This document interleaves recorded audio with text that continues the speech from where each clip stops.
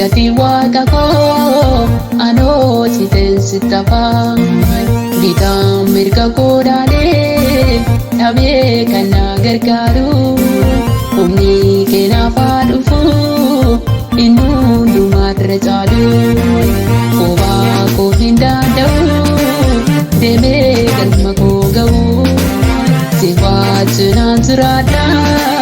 kophaa kee jalaan ba'u kophaa koo hin danda'u deemee galma koo ga'u si wajjinaan jiraadha kophaa kee jalaan ba'u si wajjinaan jiraadha kophaa kee jalaan ba'u si wajjinaan jiraadha kophaa kee jalaan ba'u si wajjinaan jiraadha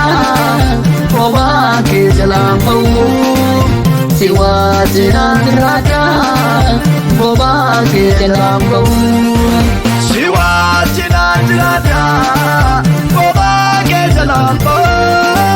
si wajjinaan jiraadha kophaa kee jalaan ba'u si wajjinaan jiraadha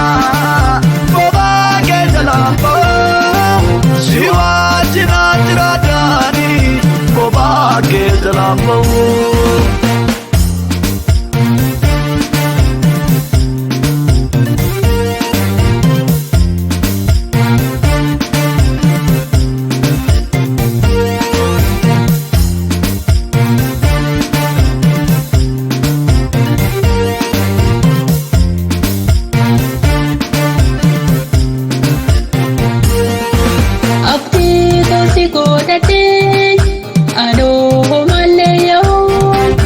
Gata jaba ko Yesus omtu ammaken gahoy anare ka kerram pare adirki kormanan tahoy gati ke malan chadai gadan ni fi tahoy barru ke nagodise magan kurla tahoy gati ke malan chadai gadan ni fi tahoy barru ke nagodise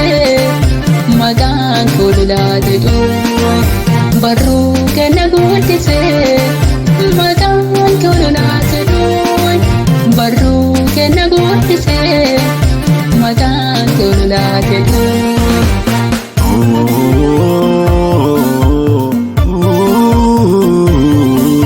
barru gitu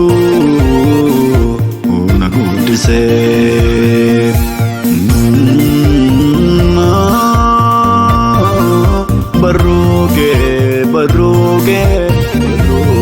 nagodise gale sana gargaarte bori saatiin anneeftoon ulfeen anna teessista malee nanni yaasistoon dibaata na mul'ista mataa koo na fallaalsiftoon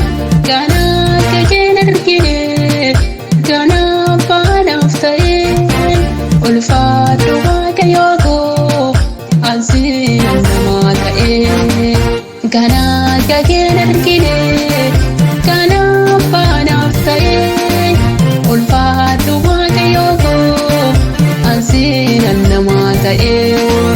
ulfaadhu gargaaraa koo ansiin nama ta'e ulfaadhu waaqayyoo ansiin nama ta'e